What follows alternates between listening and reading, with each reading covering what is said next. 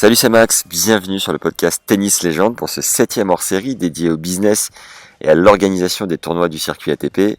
Aujourd'hui, on va parler de l'Open de Vendée, Challenger 90. On commence par la présentation de notre invité Mathieu Blesto, directeur donc de ce tournoi qui a vécu un paquet de vie dans le tennis. Mathieu nous partage plusieurs anecdotes sympas, une sur l'organisation du tournoi, puis il enchaîne avec une autre anecdote sur un joueur qui fait souvent parler de lui, Benoît Paire pour ne pas le citer, et une autre sur Fernando Verdasco qui a participé donc à l'édition 2021.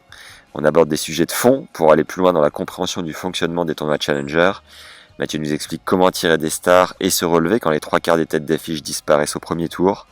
On termine en parlant pronostic, innovation et prix des places, qui est une vraie stratégie de positionnement. Place à ce nouvel hors-série Business Organisation sur l'Open de Vendée 2021. Bonne découverte et bonne écoute à tous. Donc pour cette 8e édition, Mathieu, toi déjà tu pourrais nous dire qui tu es, d'où tu viens et quel est ton parcours dans le tennis? Oula, alors c'est beaucoup. Alors moi je suis Mathieu Blesto et je suis le directeur du Challenger de Rennes, directeur du Challenger de Vendée, directeur opérationnel du Challenger de Brest et directeur opérationnel WTA d'Angers, voilà, qui va se dérouler en décembre prochain. Voilà, mon parcours dans le tennis il est modeste. J'ai été un besogneux 2-6, voilà, étant plus jeune. Je suis parti aux États-Unis après, jouer en université un petit peu. Voilà, après j'ai coaché, accompagné des joueurs un petit peu sur le circuit, Jean-René Lisnard notamment à la fin de sa carrière. Et puis voilà, j'ai monté mon premier challenger en 2011, qui était le challenger de Quimper, qui existe toujours d'ailleurs, mais dont je ne m'occupe plus. D'accord. Voilà. T'étais dans quelle université? J'étais à Lander University en Caroline du Sud. Et du coup, t'étais un rat de fond de cours, tu dis un besogneux. Ouais, j'étais plutôt loin derrière ma ligne, on va dire. D'accord. Et je t'ai coupé, t'allais rajouter un truc à la fin? Maintenant, je suis directeur associé de Rivacom Events, voilà, qui est une société qui travaille dans l'événementiel, qui fait de l'événementiel principalement. Voilà. Yes, tu ne chômes pas, a priori. Non, c'est clair. Est-ce que tu peux nous partager une anecdote qu'il faut absolument savoir sur l'organisation du tournoi en 8 ans d'existence? Allez, nos années Benoît Paire, quand Benoît est venu 3-4 fois sur le tournoi, il y a eu beaucoup d'anecdotes avec lui. J'en ai plein avec lui, entre sa finale épique contre Lucas Pouille, qui les a amenés à se brouiller pendant quelques années après cette finale-là. Donc c'était à Montpellier-Captif en 2015, Challenger de Vendée. Une finale qui a été un peu houleuse, il s'était pas serré la main à la fin. On avait dû faire les confs de presse dans 2 pièces séparées. Enfin bon, c'était épique. Voilà, et à côté de ça, Benoît qui était plutôt hyper sympa. Voilà, on a un petit endroit sur nos tournois où nos équipes aiment bien décompresser, se retrouver un peu tranquille pour boire un verre ou deux. Ça s'appelle la pharmacie. Et voilà, c'est le premier joueur tournoi à être venu dans la pharmacie. Et puis, il aimait bien y venir régulièrement. Et c'était à l'époque où il était avec Scheim. Donc, c'était un peu sympa. On se retrouvait dans un tout petit local pour boire des verres avec Benoît Paire et Scheim dans ce qu'on appelle, nous, la pharmacie. C'était plutôt marrant. Voilà, c'est des anecdotes marrantes. C'est bon, ça. Est-ce que tu as déjà eu des demandes de joueurs un peu loufoques pour leur confort, pour, tu vois, des trucs un peu qui sortent du cadre, quoi? Souvent l'hôtel, quoi. Tu as des joueurs qui sont vachement sensibles sur la chambre d'hôtel et il faut plutôt leur mettre des belles chambres, voire parfois aller les emmener ailleurs que sur l'hôtel officiel parce que voilà, c'est vraiment des joueurs qui sont habitués à des gros standards en termes d'hôtellerie. Voilà, ou un joueur comme Verdasco aujourd'hui qui ils viennent, ils sont douces, quoi. Il y a sa femme, il y a ses enfants, il y a sa nounou, il y a son physio, il y a son frère, sa sœur. Enfin, voilà, ils arrivent à beaucoup, mais bon, il y a pas de demande au-delà de ça, non, j'ai jamais eu vraiment de demande loufoque, je peux pas dire. Un Verdasco, ça a dû lui coûter cher parce que pour faire first, c'est un peu triste. Ouais, bah, en même temps, on sent qu'il est quand même, bon, il a un peu mal partout, on sent qu'il est quand même au bout là. Il a encore envie de jouer apparemment, mais ça sent la fin quand même. Il a demandé un minimum garantie pour venir? T'as ce genre de... Il a demandé juste la prise en charge des chambres en plus dont il a besoin. Ok. Est-ce que tu es le directeur du tournoi depuis sa création? Et je suis le directeur du tournoi depuis sa création. Et du coup, quelle est la genèse de la création de l'événement? La genèse de la création de l'événement, c'est le département de la Vendée qui a construit cette magnifique salle qu'est le Vendée Espace, qui souhaitait installer un événement récurrent, voilà, qui revient, un événement sportif récurrent qui reviendrait tous les ans.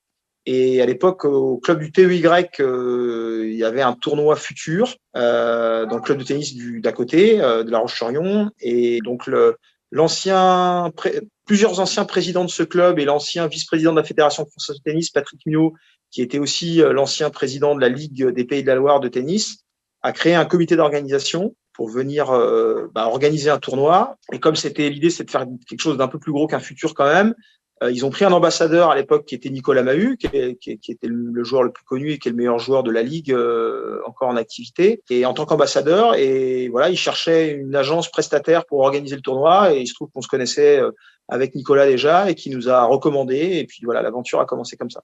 Le budget est de combien? On est sur un budget de 900, selon les années, entre 900 et 1 million d'euros. Et vous essayez d'aller taper là, donc vous êtes un challenger 90. La catégorie du dessus, c'est 100, 125. On était 100 l'année dernière et les autres années. On est redescendu d'un cran cette année parce que le contexte Covid fait qu'on a voulu être prudent. On aurait sûrement pu faire un 100 au final, mais voilà, comme c'est des choses qui se décident des mois en avance, on a voulu jouer la prudence cette année et redescendre sur un 90, d'autant plus que le contexte du circuit ATP en ce moment fait que qu'on soit à 90 ou à 100 finalement sur le plateau sportif, ça change absolument rien. Et donc c'est l'organisation du tournoi qui décide d'éventuellement rétrograder ou de monter en fonction de son budget. Comment ça marche ça? Ouais, c'est en fonction du budget en fait. Pour être à 100, il faut avoir un budget plus important. C'est environ 30 000 euros à payer en plus à chaque cran, à chaque catégorie qu'on veut, à chaque fois qu'on veut monter une catégorie en fait. C'est une question de budget en fait, yes. Tout simplement. Une courte pause pour te rappeler de nous mettre un like dès maintenant sur YouTube, 5 étoiles sur Apple Podcast et un commentaire sympa sur les deux. Ça permet de mieux référencer l'épisode et nous aide comme jamais à faire connaître notre travail. Ça prend 10 secondes et tu deviens instantanément une légende dans notre cœur. Ouais. Le plateau sportif, on va y revenir juste après. Qu'est-ce qui rend ce tournoi unique, selon toi? C'est la salle qui est fabuleuse et qui serait digne d'accueillir un 250, mais tous les jours. Il y a beaucoup de 250 qui sont dans des salles beaucoup moins belles. Et puis, voilà, l'investissement du département de la Vendée dans l'événement qui est très important. Et puis, on va dire la mentalité vendéenne avec l'émulation qu'il y a autour du bénévolat, une sorte d'esprit leader. La Vendée, c'est quand on fait une course de bateau, on fait le Vendée Globe. Quand on fait un parc d'attractions, on fait le Puy du Fou. Et donc c'est toujours l'idée de faire ce qui fait de mieux. Et je pense que sur les tournois de Challenger, en tout cas c'est les retours qu'on a des joueurs et de l'ATP, le Challenger de Vendée est vraiment parmi ce qui se fait de mieux. La capacité de la salle est de combien? En mode tennis, on est à 3005. Tu sais si les joueurs vont prendre un peu les embruns marins pour se relaxer, par exemple? On a les Sables d'Olonne qui sont à une demi-heure d'ici, mais je crois pas qu'on en ait beaucoup qui aillent jusque là-bas. Tu sais, ils sont très, ils font hôtel, terrain. Donc, non, je pense pas qu'il y en ait beaucoup qui aillent se balader du côté des Sables d'Olonne. D'accord. Cette année, du coup, vous avez perdu la tête de série 1, Ben Bonzi au premier tour. Lucas Pouille aussi. C'était pas trop dur de perdre deux grosses têtes d'affiche comme ça d'entrée? On a tout perdu hier. On a perdu Bonzi, on a perdu Pouille, on a perdu Simon qui a déclaré forfait avant même son match et puis on a perdu Verdasco qui est, même si on s'y attendait un peu malgré tout, une tête d'affiche. Heureusement, hier, on a Herbert qui a gagné son match. Mais j'avoue que, notamment mardi, en termes de mardi noir, on peut difficilement faire pire. Maintenant, quand on est directeur de tournoi, on est déçu forcément parce qu'on sait qu'on va sûrement avoir moins de public et que c'est moins bon pour la com du tournoi. Mais c'est une des seules choses qu'on peut pas contrôler. Ouais. Le sportif, donc il faut à un moment donné être fataliste et puis faire avec. Hein. Pour attirer des stars, est-ce que tu batailles un peu? Est-ce que ça reste chaque année, tu as une carte à jouer et si oui, comment tu fais? Ouais, on bataille. Déjà, pour attirer des stars l'année d'après, c'est déjà être bon sur l'année même du tournoi. C'est-à-dire que quand les conditions de jeu sont top, quand il n'y a pas de soucis de transport, d'hôtellerie, de restauration, que les conditions de jeu sont parfaites pour les joueurs, déjà, ça donne une bonne image au tournoi et la notoriété sur le tournoi, elle est importante. Après, c'est la date qui est très importante aussi pour attirer des bons joueurs. Donc ça, en ce moment, par exemple, cette année, on s'est pris Indian Wells en pleine face. Alors malgré ça, on a un super plateau, mais on aurait sûrement pu avoir un encore meilleur plateau si on n'avait pas eu Indian Wells qui était venu se positionner au dernier moment sur une autre date. Et puis après, derrière, nous, on travaille beaucoup avec Nicolas Mahut, qui est directeur sportif sur plusieurs de nos tournois et donc qui nous aide beaucoup sur les plateaux sportifs à les convaincre. Donc voilà, c'est un peu de tout ça qui fait qu'on arrive à réunir un bon plateau.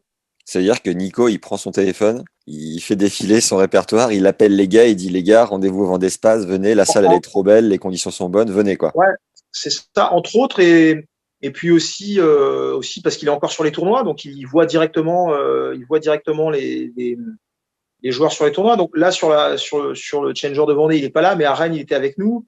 Les joueurs étaient aussi ravis des conditions du Challenger de Rennes, donc ça les met en confiance. Ils savent que Nico est dans la boucle, donc ils savent que au niveau sportif, voilà, ils ont confiance en lui.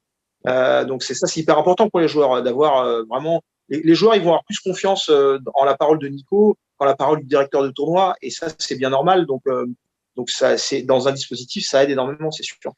Et en dehors de période Covid, là, on a bien compris, c'est le quatrième, cinquième hors série qu'on enchaîne avec les tournois. C'est économiquement compliqué d'être encore en vie et voilà, de survivre tout simplement. Mais en dehors de ça, est-ce que vous avez des enveloppes dédiées vraiment à des minimums garantis pour attirer des grosses têtes d'affiche? On n'a pas le droit sur les challengers. C'est interdit sur les challengers, c'est autorisé sur les 250, mais on n'a pas le droit sur les challengers. Maintenant, ça ne nous empêche pas de rémunérer des prestations pour certains joueurs, c'est-à-dire de proposer à un joueur de venir faire un dîner en amont du tournoi ou venir faire une soirée de présentation en amont du tournoi et de le rémunérer pour ça. Mais on ne peut pas le rémunérer directement pour venir jouer sur le tournoi. En particulier sur ces années difficiles, c'est sûr que pour avoir des vraies grosses têtes d'affiche, c'est quand même des gros budgets et cette année, c'est des années qui sont compliquées là. Malgré le mardi noir là que vous venez de vivre, si ton cœur devait parler, t'aimerais voir qui gagner? J'aimerais bien voir Pierre Hugues, évidemment, parce que déjà, il a déjà gagné ici en simple et en double Ouais. en 2014, parce que c'est un joueur sympa en plus, le public l'aime bien ici, et parce que c'est notre dernière tête d'affiche française. Donc évidemment, c'est lui que je vais supporter, même si j'ai pas le droit de supporter, mais c'est lui que je vais supporter jusqu'au bout. Ouais. Est-ce que vous avez une innovation cette année là, sur l'édition 2021 ou vous vous êtes contenté de déjà maintenir l'événement et c'est déjà très bien comme ça? On a maintenu l'événement sur ses standards habituels, sauf le Hawkeyes qu'on n'a pas pris cette année, qu'on avait l'année dernière. Ouais. Et sinon, on a essayé de maintenir, voilà. Donc voilà, l'idée cette année, c'était que les gens retrouvent l'événement qu'ils connaissaient, de faire aussi bien et qu'il n'y ait pas de dégradation de la prestation. C'est ce qu'on a réussi, je pense. C'est même un poil mieux dans certains détails au niveau de la déco des espaces, etc. Donc voilà, on est très content déjà d'avoir maintenu le niveau de l'événement à ce qu'il était habituellement. Le Hawkeye, c'est 40 000 euros, c'est ça? Non, c'est un peu moins cher quand même. Et puis nous, on l'a négocié parce qu'on l'a pris sur 4 tournois. On Ouais. a fait une association sur nos 3 tournois, plus on a mis Didier Gérard dans la boucle. Donc on l'a un peu moins cher. C'est confidentiel évidemment parce que c'est des contrats, mais non, c'est quand même moins.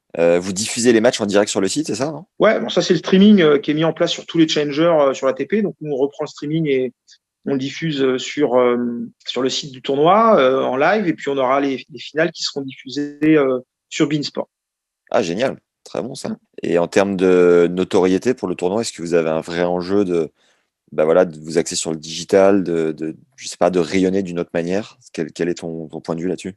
Bah bien sûr, le digital, ça reste le média le plus facile, le plus flexible, le plus facile à activer, celui sur lequel on a le plus de feedback, et c'est celui où on peut faire le plus de choses avec le moins de budget possible. Donc c'est sûr que de toute façon, le digital, ça c'est et ça sera de plus en plus le média privilégié. Ouais. J'étais hyper surpris en regardant le prix des places. C'est vraiment pas cher. Est-ce que tu peux Enfin, je suis pas certain du coup d'avoir vu le bon prix. Si, ouais. C'est 5 € tarif unique en semaine, 10 € le week-end et 2 € tarif réduit sur toute la durée du tournoi. Ouais, Et ça, c'est une volonté politique qu'on a avec les comités sur tous nos tournois, d'accord. que ce soit à Rennes, que ce soit à Brest ou que ce soit en Vendée. Voilà, l'idée, c'est qu'on ait aussi alors les événements sont organisés par des associations qui sont subventionnées et que donc on se doit d'avoir un certain retour vis-à-vis des collectivités.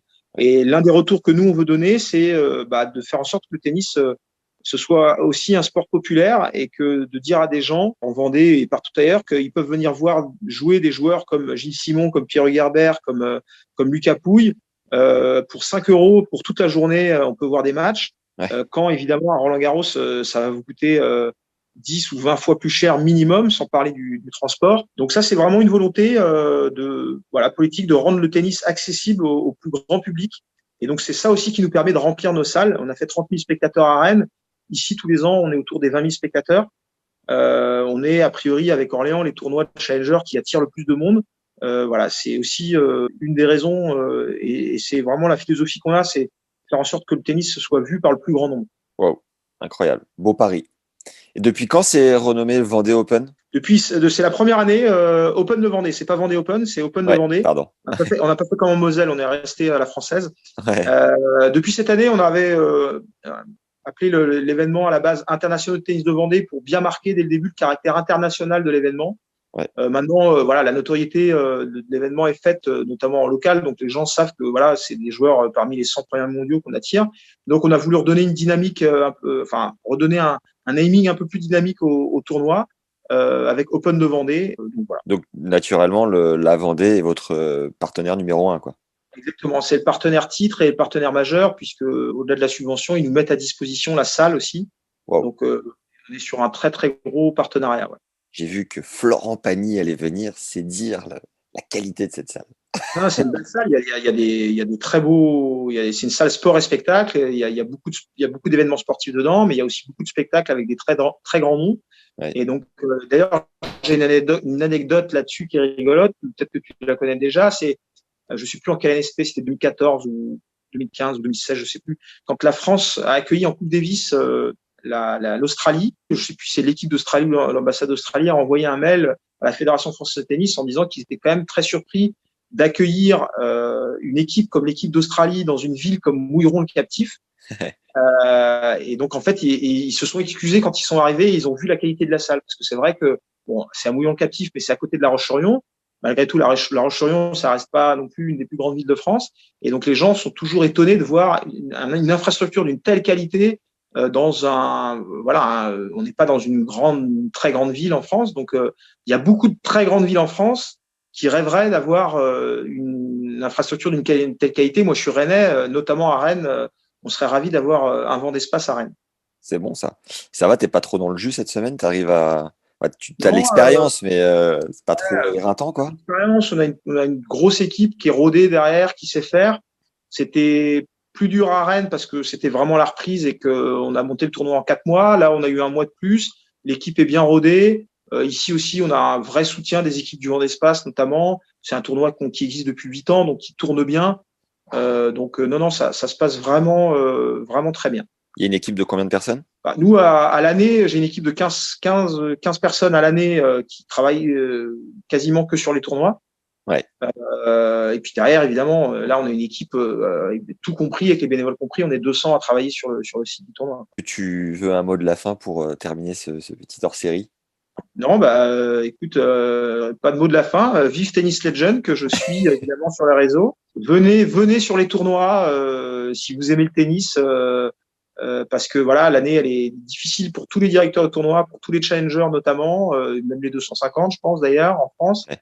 Et donc voilà, ce qui nous aide le plus, nous, c'est d'avoir du public dans les tribunes. Donc n'hésitez pas à venir et à nous rejoindre dans les tribunes de nos tournois. C'est bon, ça. Est-ce que dans tes trajets de voiture entre deux organisations de tournois, tu écoutes le podcast Tennis Legend, Mathieu? Écoute, je vais le faire. Ça, c'est une réponse polie, ça. Je vais aller à Angers beaucoup la semaine prochaine et j'écouterai le podcast de Tennis Legend. Alors, je connais bien Tennis Legend. Je suis sur les réseaux sociaux. Ouais. C'est vrai que malheureusement, quand je suis en voiture, je suis souvent au téléphone.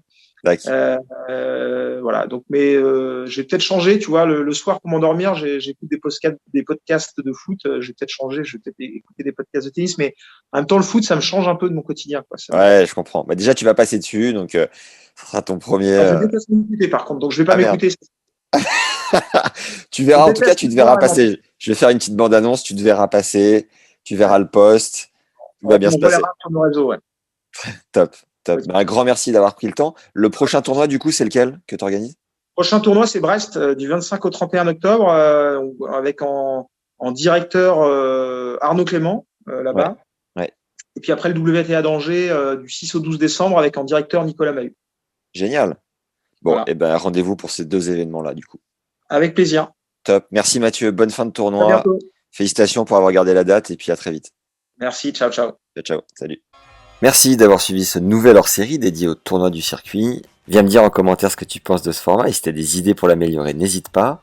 Tu nous donnes un vrai coup de main en nous mettant un like sur YouTube, 5 étoiles sur Apple Podcast et un avis sympa. C'est du fuel pour continuer de te régaler chaque semaine. Pense au bouche à oreille qui est une manière puissante de nous aider à développer l'audience du podcast. Envoie l'épisode à tes potes de Vendée, par exemple, ou autres fans de tennis. Tu peux aussi faire une story sur Insta, ça donnera envie aux gens qui te suivent et aux fans de tennis de découvrir ce contenu. On a lancé les Masterclass Tennis Légende. On vous propose une leçon de coaching tous les 15 jours avec les experts qui passent au micro. Vous avez déjà accès à 2 cours avec Sam Sumik, qui nous transmet l'essence de ses 15 années de circuit. Il a emmené 2 joueuses numéro 1 mondiale et co-remporté 4 titres du Grand Chelem. Tu as le lien pour y accéder juste en dessous en description. Et si tu veux un aperçu des formations qu'on enregistre, il y a les 4 secrets de statisticien de Fabs Barreau qui travaille avec Gilles Servara, coach de Daniil Medvedev. C'est 1h14 de contenu offert pour savoir ce que la stat dit de ton jeu et avoir des schémas plus efficaces sur le cours, 2e lien en description. Tu as aussi les 14 conseils du prépa mental Jean-Philippe Vaillant qui a coaché 13 joueurs et joueuses du top 100. Tout ça, c'est offert, c'est cadeau, ça fait plaisir, c'est juste en dessous. Enfin, si tu as des recommandations ou des idées pour ce podcast, je suis ravi d'en parler sur LinkedIn à Max Zamora, Z-A-M-O-R-A. Tu peux aussi me retrouver sur Insta à Max Emia et E-T, Mia, Emia. C'est toujours un plaisir d'échanger. Encore une fois, ravi d'avoir pu faire ce hors-série. Bravo d'avoir réussi à garder un événement d'une telle ampleur. J'ai hâte un jour de découvrir le vent d'espace. Et d'ici là, on lâche rien. Prenez soin de vous les légendes et à très vite. Ciao.